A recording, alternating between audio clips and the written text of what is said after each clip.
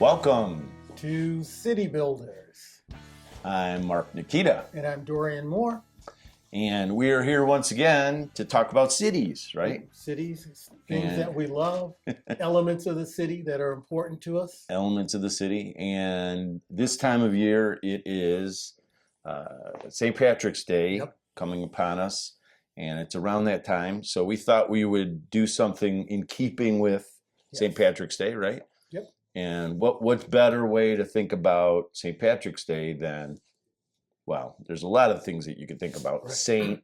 Patrick's Day, yes. and what it's all about, which is St. Patrick and his history and all that. So there's the sort of founding of it, which we acknowledge, but a lot of people think more in terms of going out and enjoying themselves. Right. The celebration of St. Patrick's Day. Exactly, the celebration in whatever that means. Right. It means different things to different people, right? So we thought we would celebrate in a similar manner, which is oftentimes people have a little bit of spirits. Yes. Yeah. And go to third places, as we like to say, which are places that they like to go to outside of home and outside of work, right? Mm-hmm. So here we are, in keeping with that, we thought we would put together a little bit of Irish whiskey. Irish cheer. Yeah, so this is Tullamore Dew, and so we're going to start off the discussion with a toast to city builders. City builders. And a little bit of Tullamore Dew. We don't usually do this in our office, but it's a special occasion. Yes, definitely. All right, we'll take it for what it is. Yeah. So how do we want to frame the whole idea of third places, St. Patrick's Day, and where do we think about where we came about this idea of doing something a little unconventional to city builders past? From my standpoint, I've always been enamored with pubs as an alternative to what we typically think of as coffee shops or cafes as third places, and how historically a lot of writers and creative types, especially in Europe, and even Americans going over to Europe, use the pub as their third place to do their creative work and to also meet with people, commune, and just sort of become part of the environment or the local community. Yeah, I think it's interesting, the term pub, which we've heard since the beginning of time, right? As long as we can remember the term pub. But somewhere along the line, I realized what pub stood for, which I think is worthy of pointing out. Right. That it's short for public house, right? Right. And I think it's a very intriguing sort of connection to the whole third place concept. Yes. The whole term pub is connected to the idea that it is the public house or a place that people would gather, outside of their home and their work, which is the whole essence of the third place. And it has a whole history of sort of political gathering, gathering for labor movements. So there's a history to pubs that I think is very important to understand. And for both of us, we're really students of history, and we think it's very important in projects as well as in understanding the urban environment. Yeah. So that kind of really, to me, was really a selling point to really talking about pubs as third places. Yeah. So we started thinking about, okay, well, do we want to do like top 10 pubs or whatever? And ultimately that just kind of came down to, what about just discussing the ones that we've been somewhat inspired by, or that we visited and enjoyed. So just to be clear for anyone listening or watching, this isn't a top 10 list. These aren't like the best pubs in the world or whatever. These are all places we've been to, and we thought we would just have sort of a discussion on how, since the public house is typically a connection personally with people, right? It's the one they go to in their neighborhood or that frequent or that kind of thing. So we talked about, well, how would we frame this idea? Well, it's places that we've frequented.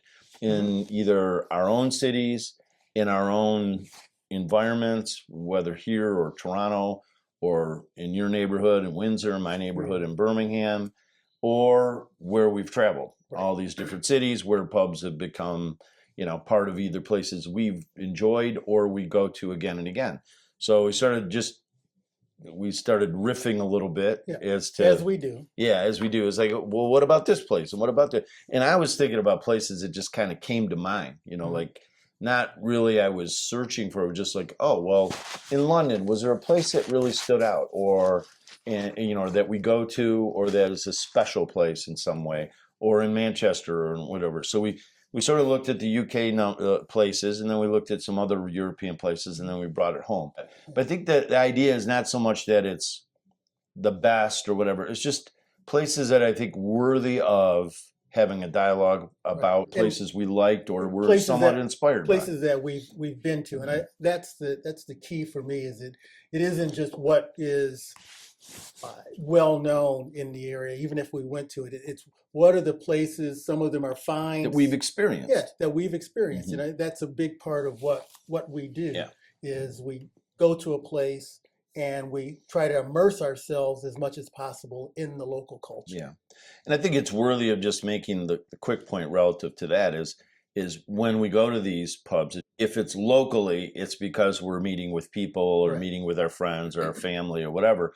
But when we're on tour and doing our global urban studies, the pubs are places we go to either as a break in a long, long day of traveling through the city, and sometimes we want to take a break and just sit for 20 minutes, do some notes, talk a little bit, and we'll grab something to drink or eat or whatever.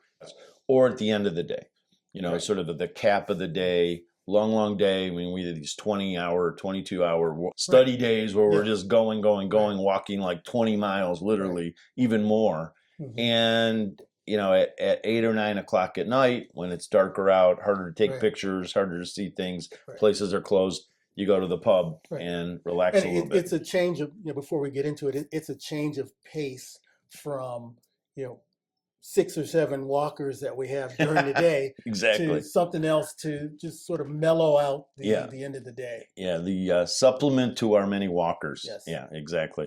Yeah. So I think with that, we're going to start a little bit more of kind of a global and just touch on a few that were sort of inspiring in a few cities, including our home base situations, and then just put them out there, and maybe there'd be places they'd want to stop in. Definitely worth looking at. That we would say that are worthy of stopping in. Yeah. The best of the best, maybe not, but worthy of stopping in, absolutely. Right?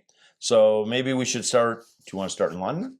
Sure. Let's start in London. Okay, let's start in London, since that's our favorite city and the one that we've known more of. And we actually have a couple of them in London that came to mind. So what do you think comes to mind first? Well, the first one that comes to my mind when we're talking about London is, surprisingly, the ye old Cheshire Cheese. Cheshire Cheese pub. Yeah. And it is a historic pub in the you remember what? You remember the date? Ooh, you're going to get I wrote me it on down that. You're going just to get to verify. You'll put me on it, but I think it's around 1668. Ooh, gee, that's so close. 1667. Close.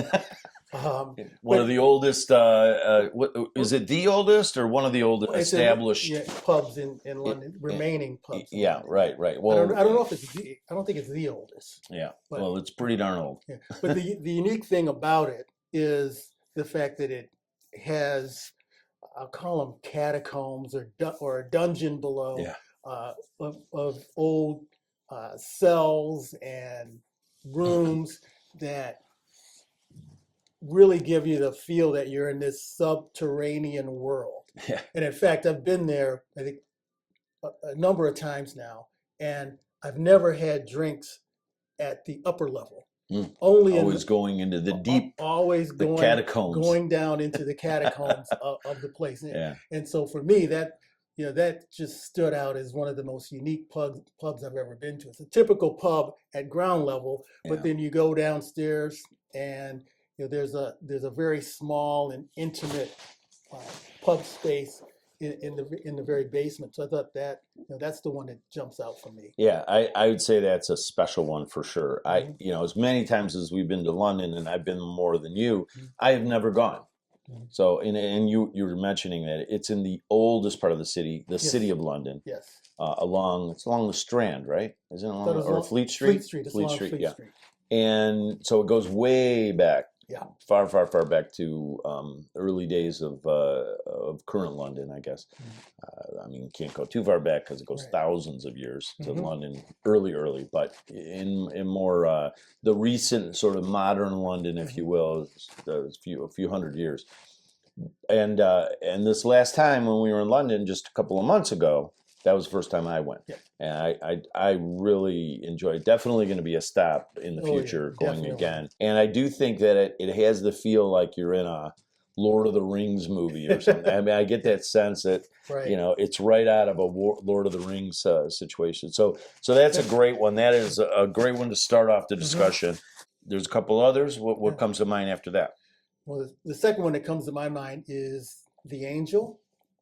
I was going to say that too, but I was wondering what you were thinking. I figured Yeah. I'd get it out before you. Yeah. And that is, again, an older pub right along the Thames, and just a really good pub feel when you go inside. It's got the wood, but it also has what you typically don't have, which is a view out View to the river. to the riverfront, Yeah, which is amazing. The other thing about it is most of the pubs that we've been to are inserted into a very dense urbanized area. It sort of stands alone and it's part of the riverfront, which I think is also cool. You don't It's right really next see to that park. Yeah, There's there's a pretty big good park sized and park and there. a housing development around it. Right.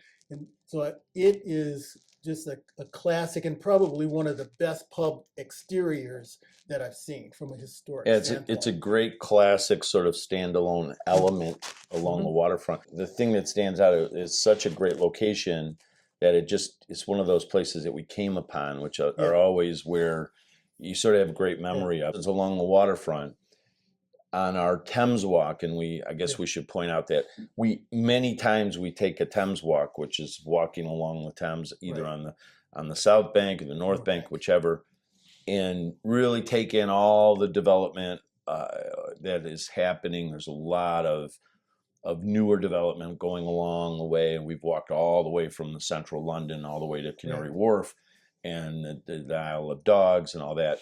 And that whole walk is pretty expansive and it takes a long time. Right. And it's a great the Angel was a great stopping point to take a break. I recall I have fond memories of us just like, oh, this is perfect. Right. It's exactly what we need at this time. And I think we were there late afternoon and all that. So that was a good one. There's a couple others that we came about. The Norfolk Arms in Bloomsbury, which is our sort of London neighborhood. Yes. And that's one right within a couple blocks of where we typically stay when we're in London. And the thing that, of course, drew us to it is that it was one of the few that was open a little later than most London pubs, which tend to close at earlier, 11 o'clock. Yeah. And tend to be early. And we're used to bars opening till 2 o'clock in the morning. And when we're out and about, 11 o'clock is early. Yeah. So we look for places that are at least open another hour. It's great classic design, classic old building, tucked into the neighborhood, not on a main street, sort of into the neighborhood. And that's part of I think one of the alluring aspects is it's a little bit more locally oriented. Yeah. So you don't have sort of tourists and things like that. You really have the people that live in the neighborhood, hence the third place, right? Yeah. And then the last one on the London list was the Rising Sun. Rising Sun, yeah. That was the first one that we found that became a home base because it was at a critical point along Tottenham Court Road that we would stop in every night coming from on the way back to our hotel. From the Easy Everything Cafe. Going way back. Way back for those of you who may recognize that name. Yeah, before iPhones even. Yes, before iPhones. That's why we went there. Yeah. And so it was a good place to stop at another classic. I think we're dating ourselves. Classic British pub, and with the classic interior, narrow, small, intimate. and just a couple of seats at the window, just a Yeah. perfect setting to end the day. Yeah, the window seats were key Yeah. because we'd sit there and do our sketching and notes Yep. and be able to look out on the street for the Right. and close the place every night. Yeah, every night. As we typically would do. So that's the end of London. So let's stay in the UK. How about Manchester? Manchester. Two that came about in our thinking about Manchester. What were the big ones? The one I found that was really a very unique one was the Atlas Bar. Atlas, yes. Yeah, which was right underneath the train, the rail line, Viaduct, sort of yeah. above ground, and the rail goes along there, and then the Atlas was this great old building that was tucked right under it, but had this whole sort of glassy corner. Right. So you have a big ground level glass, big glass windows that look out onto the street in a sort of a very important focal point as the street sort of comes in and turns off. So highly visible, a lot of interaction because you have the street, you have the building, then you have the trains. And I remember being somewhat mesmerized by sitting there, looking at this beautiful building and the train coming by every so often, cars going by, bikers going by, pedestrians. And it was just a really interesting circumstance. The thing about that one is that most of the time the pub is from the exterior somewhat closed off, and it's really about looking out, either focusing your attention inside to what's happening or looking out and watching things happening outside. It was almost the reverse with the Atlas, was that people walking by would look in because there was so much glazing, and you started to see the activity that's going on in the pub itself. And so I thought that was really something that was different about that from almost all the other pubs that we've been to. And it was very active, and you could see because of the giant windows at the ground level, you could see the activity inside. So there's sort of this vibrancy that exuded, it just almost came out on the street, even though it was all internal. You could see it when you walked by. So it was an active focal point right at that. So there was an urbanistic aspect to it, and then there was a physical condition that the building was, and just all of the above. It made it really kind of a bit of a little spectacle, in a sense, which I thought was worthwhile. And the other one that we went to a couple of times was a place called the Waterhouse, which is, they're in good locations, they're great old buildings, they're relatively simple, they're open late, and that's why we like them. Yeah. And this is one of those. There's anything special about it. It's just that it was there in the right place at the right time, the right circumstance, and we went a couple of times while we were there. Very basic, very straightforward, but it was almost like a meal that isn't great, but it hits the spot. Right. It definitely hit the spot. So I would say it wasn't one of those that I would say is a highly, like this is exceptional, you want to go there. Like the Atlas seems like an exceptional place. Right. Well, this was just the right place at the right time. Let's stay in the UK and let's talk about Glasgow. We have to leave the UK eventually. Yeah, well, and we are talking about pubs now. Yeah. We will touch on non-UK, but let's finish up a couple of UK spots. There's a couple to go for. We went recently on a tour of Scotland to go through a number of different Scottish elements, from distilleries to some of the urban conditions there. And there are a couple that come to mind from our time in Scotland. Well, you go ahead. You talk about Scotland. Well, I think one that comes to mind was the Counting House in Glasgow, right in the center of Glasgow. And we went there a couple of times to explore the very, very deep array of Scotch that they had. Because they had a very, I remember them having about that. Extensive menu of Scotch availability. We had a dram or two there, I think. Yeah. And then the really classic sort of pub-like space of it. I mean, it was a bigger establishment, but we enjoyed our time there. A beautiful old classic interior right on that public space there, the public square. And I thought that was an exceptional place. We enjoyed that so much we went back and enjoyed it again. Yes, exactly. And then Edinburgh. What do you say about Edinburgh?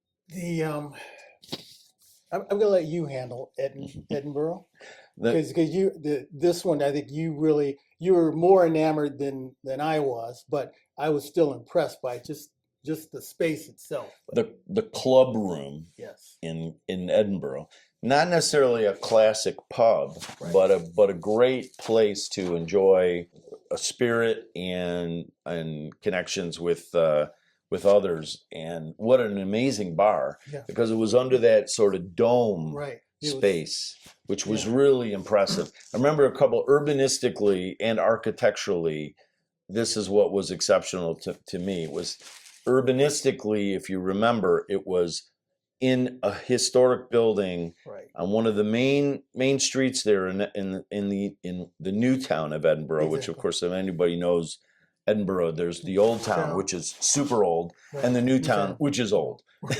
It's right, not new, exactly. but it's just newer than the old, Right. right?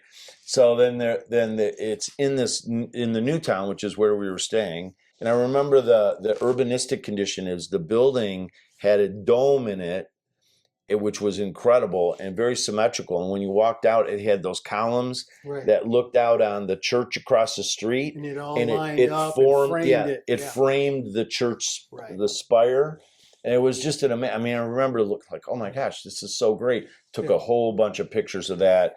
And I was very impressed by the urbanistic alignment, Right. which I think was really worthwhile. But of course, when you're inside, the bar was in the central space where under the dome, just a soaring, and it was soaring space. like what an amazing space we were and in. it was one of those classic architectural experiences where they talk about compression and release.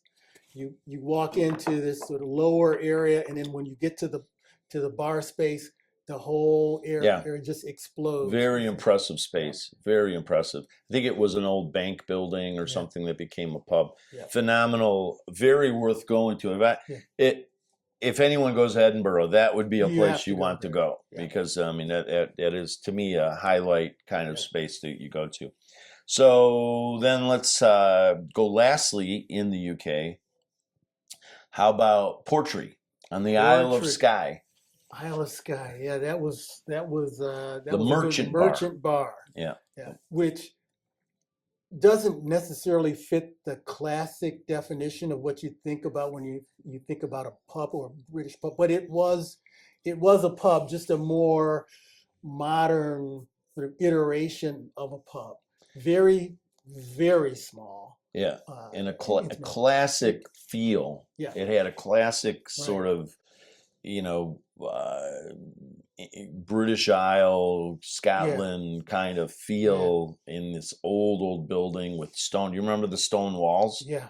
And we had stone walls behind us. It was narrow and long with a big bar. Yep. And it just had a great feel. And I believe, if I remember correctly, we actually enjoyed that a couple of times. Yeah, at least because we really enjoyed going there. Yeah, at least two, maybe three. We were in Portree, of course. Just to be clear, Skye. I think there's more sheep than people living on Skye. Exactly. It's an incredibly natural island in Scotland, which has very few people living there.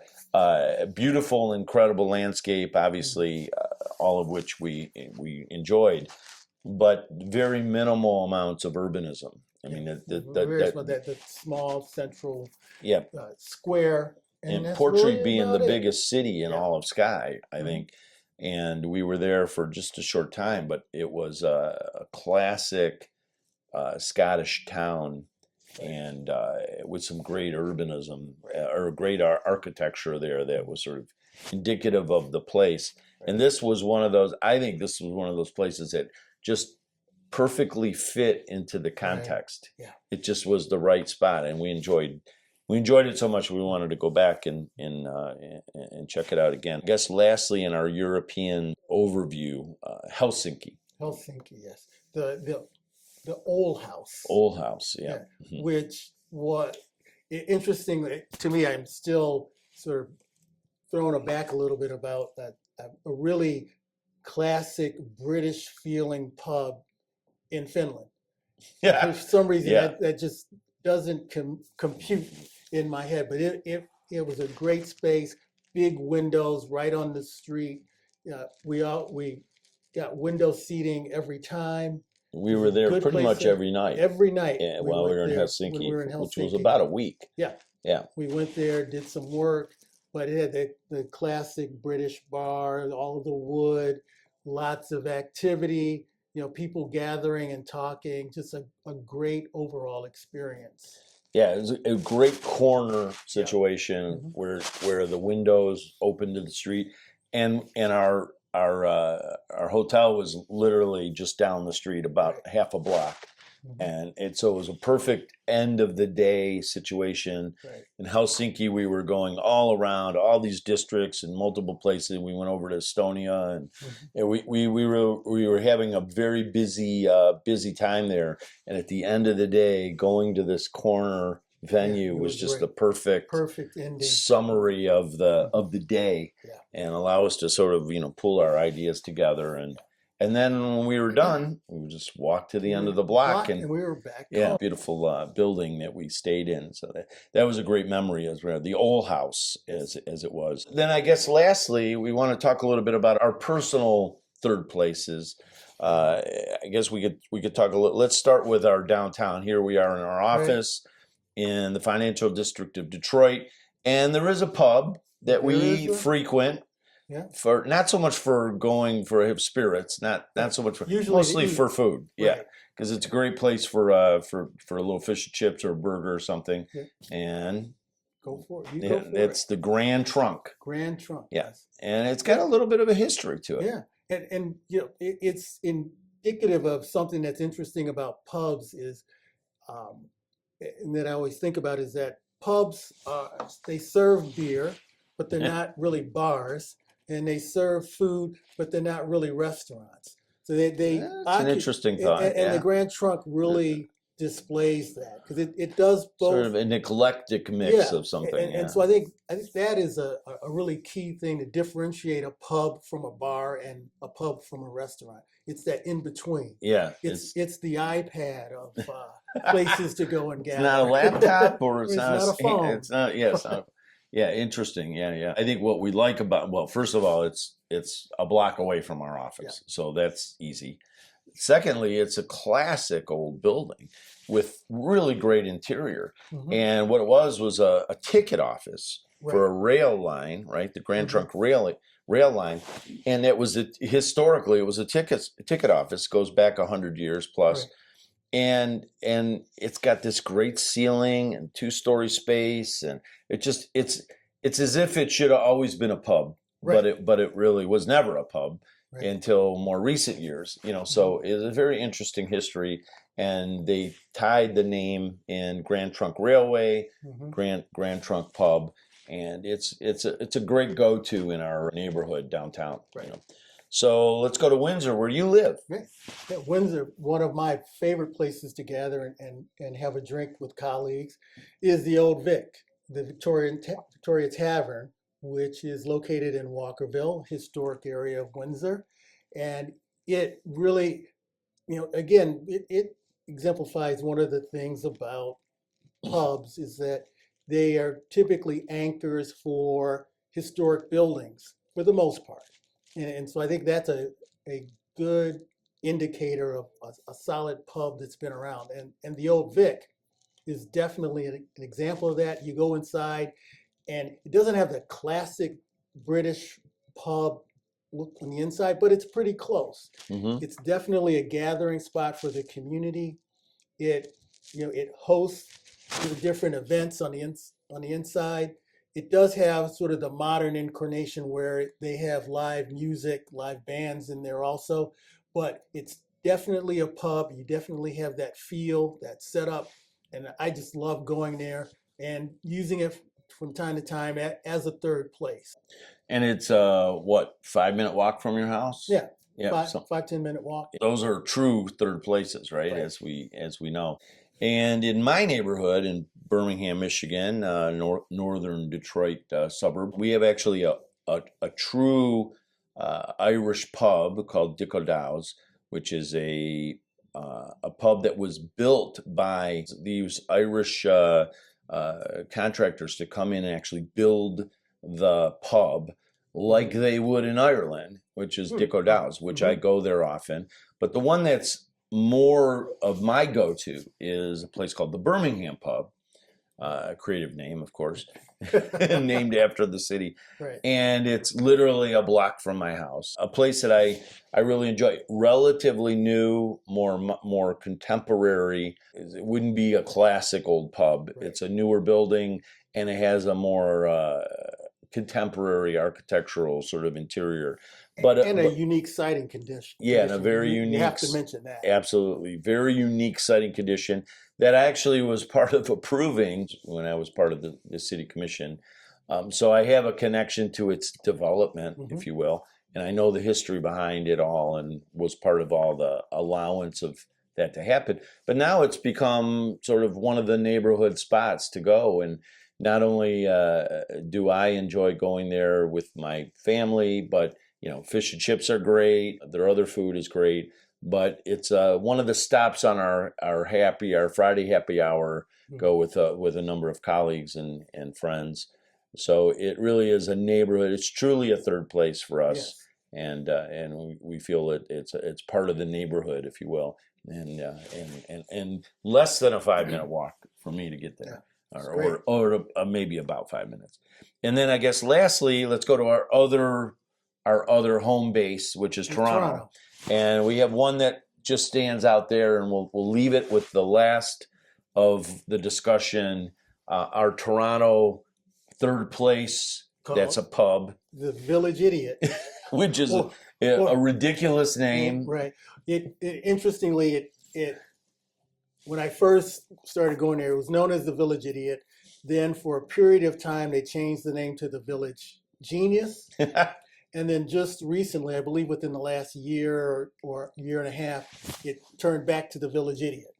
And it is, on the outside, it's not so much a classic, Irish or British type pub, but on the inside, it has that feel. The orientation and the layout is different. But the thing I love about that place is the windows open up, so you can really sit against the edge, and you're on the outside. So in the summertime, it's a great feel, and it's an awesome place to sit and work and sketch and just watch the world go by, looking at the art gallery of Ontario's across the street. There's activity coming from the Ontario College of Art and Design. So just a great place. Yeah, great active corner at McCall and Dundas there.